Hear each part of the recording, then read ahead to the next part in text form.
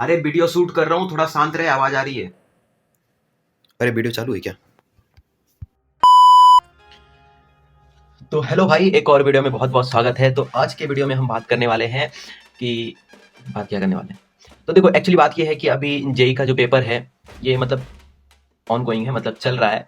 ठीक है, I think मैं जब ये वीडियो बना रहा हूँ तब ये 3 पेपर हो रखा है और अगला दिन चौथा पेपर होने वाला है। और पहला दूसरा पेपर जो था मैंने देखा था तो मुझे बहुत ईजी लगा। सारे के सारे फॉर्मूले बेस्ड थे और मैथ्स में जो कि सबसे ज़्यादा डिफिकल्ट आता है वो सारे प्रॉपर्टी बेस्ड थे। तो उम्मीद करता हूँ कि पेपर अच्छा गया होगा। और पेपर अच्छा नहीं गया तो टेंशन ना लो, क्योंकि भगवान 2 मौका सबको देता है। तो अप्रैल वाला मौका तुम्हारे पास है।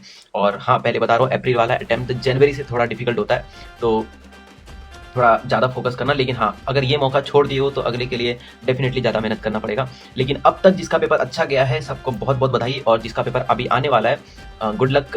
पेपर तो अच्छा ही जाने वाला है अगर पढ़ के गए हो तो।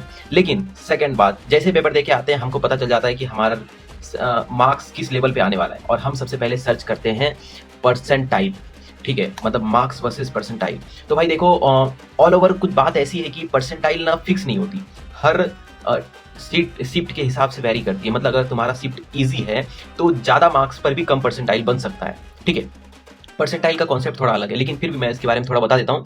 परसेंटाइल मतलब ये होता है कि तुम्हारे शिफ्ट में जो भी हाईएस्ट स्कोर होगा उस हाईएस्ट स्कोर को टोटल मानकर तुम अपने मार्क्स का उसके साथ परसेंट निकाल लो, वही परसेंटाइल हो जाता है। एग्जाम्पल, जैसे कि मेरे शिफ्ट में मान लो कि मैक्सिमम जो 300 में से कोई एक बंदा या 2 बंदा था जो 250 मार्क्स लेके आया, तो अब मेरे लिए वो आउट ऑफ 250 हो जाएगा।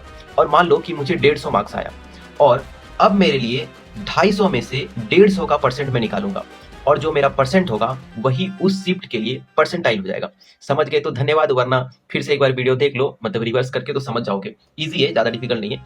लेकिन फिर भी मैं एक चार्ट दे दूंगा स्क्रीन पर कि marks versus percentile all over जो हर बार जनरली होता है, इस बार के लिए भी वही होगा, कुछ खास तो होने वाला है नहीं। लेकिन इस वीडियो का पर्पस कुछ ऐसा नहीं था। इस वीडियो का मेन पर्पस ये था कि कॉलेज, देखो, जैसे ही मैं अपना एक्सपीरियंस बताता हूँ। जैसे ही मैं पेपर दे के आया था मुझे पता चल गया था कि मेरा मार्क्स 150 से 170 के बीच में इसको वेरी करने वाला है, और मेरा मार्क्स था 179। मतलब मैंने परसेंटाइल डिसाइड किया कि हाँ भाई, मेरा परसेंटाइल शिफ्ट मेरा हार्ड था तो 97, 98 या फिर 95 के पास बनेगा।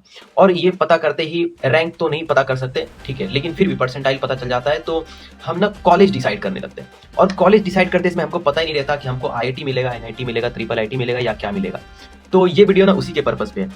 तो सबसे पहली बात भाई, देखो देखो आईआईटी तो तुमको नहीं मिल सकता, मिलेगा, लेकिन मेंस के पेपर पे तो नहीं मिल सकता, उसके लिए एडवांस देना पड़ता है। तो जब एडवांस दे दोगे तब का तब देखा जाएगा। अभी मेंस की बात कर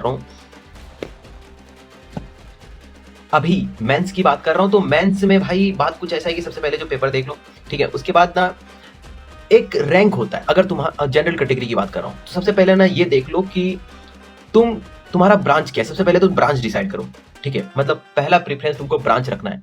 जैसे कि मैं अपना एग्जांपल देता हूँ कि मेरे को ऐसा था कि मेरे को इलेक्ट्रिकल के नीचे नहीं आना था, मतलब सीएसई, कंप्यूटर साइंस जिसको बोलते हैं, या फिर electronic, EC, electronic and communication बोलते हैं, ठीक है, दूसरा या तीसरा, मतलब लास्ट था इलेक्ट्रिकल। इलेक्ट्रिकल से नीचे मुझे किसी भी कैटेगरी पे नहीं जाना, किसी भी कीमत पे नहीं जाना, और मैं ओपन कैटेगरी से था। तो मतलब सबसे पहले तुमको अपना ब्रांच डिसाइड करना है, सबसे पहला ये काम कर लो। उसके बाद तुम अपने परसेंटाइल के हिसाब से सबसे पहले टॉप पे जाओ एनआईटी में, ठीक है। तुम ये देख लो कि तुम्हारे परसेंटाइल में एनआईटी में कौन कौन से एनआईटी तुम्हारे अंदर में आ रही है। जैसे कि मेरा परसेंटाइल उस हिसाब से था कि मैं एनआईटी त्रिची नहीं देख सकता था, एनआईटी वारंगल या राउरकेला या फिर सूरतकल नहीं देख सकता था, क्योंकि मेरी परसेंटाइल ऐसी थी। तो सबसे पहले अपने मार्क्स के हिसाब से एनआईटी डिसाइड कर लो कि एनआईटी में लोअर एनआईटी या बीच वाले एनआईटी, जो भी एनआईटी तुम्हारे आ रहे हैं, एक लिस्ट बनाओ कि एनआईटी में तुम्हारे ब्रांच के हिसाब से ये एनआईटी तुम्हारे लिस्ट में आ रही है। ये एनआईटी के लिए वो अलग मैटर करता है कि तुमको एनआईटी लेना है या ट्रिपल आईटी लेना है। फिर उसके बाद तुम एक दूसरा लिस्ट बनाओ ट्रिपल आईटी के लिए, कि ट्रिपल आईटी में तुम्हारे रैंक के हिसाब से, तुम्हारे मार्क्स के हिसाब से और तुम्हारे परसेंटाइल के हिसाब से तुम्हारे विश लिस्ट में कौन कौन से ट्रिपल आईटी आ रही है। चाहे फिर वो ट्रिपल आईटी हैदराबाद हो सकती है, या ट्रिपल आईटी तुम्हारी आसपास की ट्रिपल आईटी हो सकती है, कोई भी हो सकती है। जैसे मेरा मार्क्स ऐसा था कि मेरे को मालूम था कि ट्रिपल आईटी हैदराबाद नहीं मिलेगी, ट्रिपल आईटी बैंगलोर नहीं मिलने वाला, ट्रिपल आईटी दिल्ली नहीं मिलने वाला। तो मैंने triple IT Nagpur, triple IT Pune, triple IT Vadodara, ये सब सर्च किया। मतलब जितने भी ट्रिपल आईटी की एक बार लिस्ट है, मैंने टॉप 10 ट्रिपल आईटी बना रखा है, तो उस पर देख सकते हो वीडियो।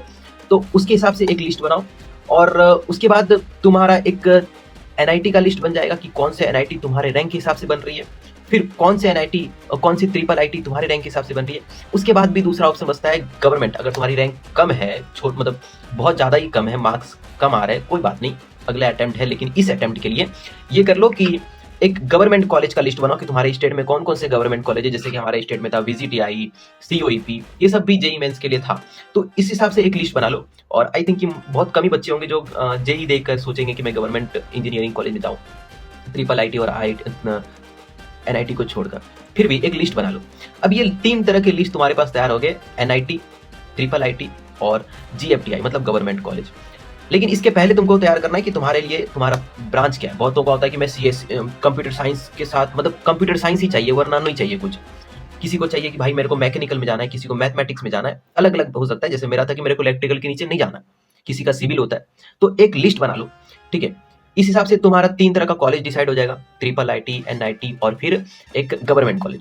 इस तरह के 3 लिस्ट हो जाएंगे। उसके बाद एक एक कॉलेज पे रिसर्च करो। अब एक एक कॉलेज पे रिसर्च कैसे करोगे तो वो अलग बात है। उस पर मतलब हर कॉलेज का एक प्लेसमेंट रेशियो देखना है, हर कॉलेज का तुम्हारे घर से डिस्टेंस देखना है, हर कॉलेज का तुम्हारे खाने के हिसाब से देखना है कि जैसे कि वेज नॉन वेज, हर कॉलेज का कैंपस, अगर तुमको कैंपस में इंटरेस्ट है, हर कॉलेज का एक स्पेशलिटी होता है। जैसे कि किसी का कोडिंग कल्चर होता है, किसी का स्टार्टअप कल्चर होता है। ऐसे ऐसे देखना है जैसे तुम्हारा ब्रांच जो है उस ब्रांच के हिसाब से वो कॉलेज सक्सेसफुल है या नहीं है। जैसे अगर किसी को केमिकल इंजीनियरिंग में इंटरेस्ट है तो आई थिंक उसके लिए SV NIT के लिए बेस्ट होने वाला है, बिकॉज यहाँ का केमिकल बहुत सही है। केमिकल के लिए बहुत अपॉर्चुनिटी यहाँ पर मिलती है। मतलब हर कॉलेज के हर ब्रांच के लिए अलग अलग हो सकता है। तो अपने ब्रांच के हिसाब से फिर कॉलेज डिसाइड स्टार्ट करो। अब उस पर भी मेरा एक वीडियो बहुत जल्दी आएगा कि रैंक क्या है, मतलब कटअप बोलते हैं उसको। तो अब तक के लिए इतना ही। लेकिन फिर भी एक लास्ट में बोलूंगा कि भाई पेपर तुम्हारा जैसा भी गया हो, अच्छा गया हो, खराब गया हो, पढ़ाई अप्रैल तक मत रुकना। मतलब अप्रैल वाले अटेम्प्ट तक बिल्कुल पढ़ाई मत रुकना। और हाँ, अभी तुम जैसे पेपर दे के आ रहे हो तो 1 हफ्ते के लिए गैप लो। गैप मतलब कि ऐसा नहीं कि बिल्कुल पढ़ाई छोड़ दो, मतलब थोड़ी थोड़ी पढ़ाई करो। और जो ड्रॉपर है वो बिल्कुल भी पढ़ाई ना छोड़े। और जो बोर्ड वाले हैं वो 1 हफ्ते का गैप लें और उसके बाद अपने बोर्ड के लिए तैयार कर लें। और स्पेशली लैंग्वेज पे ज़्यादा ध्यान देना, क्योंकि PCM भी तो तुम मतलब PCM और बायो है तो वो भी तुम देख ही लोगे क्योंकि तुम जेई एस्पिरेंट हो। लेकिन फिर भी लैंग्वेज पे थोड़ा सा लोग मतलब माइनस हो जाता है, तो लैंग्वेज पे ज़्यादा ध्यान देना। और पढ़ाई बिल्कुल भी मत रोकना। बोर्ड हो जाए, बोर्ड के बाद थोड़ा सा रिलैक्स होना और वापस से तुम अप्रैल अटेम्प्ट के लिए तैयार हो जाना। पढ़ाई बिल्कुल भी नहीं रोकना है, थोड़ा सा गैप लेना है रेस्ट करने के लिए, डेट्स इट, ठीक है। और कोई क्वेरी होगा तो कमेंट में बोलना। अब तक के लिए इतना ही, मिलते हैं नेक्स्ट वीडियो में। Bye bye.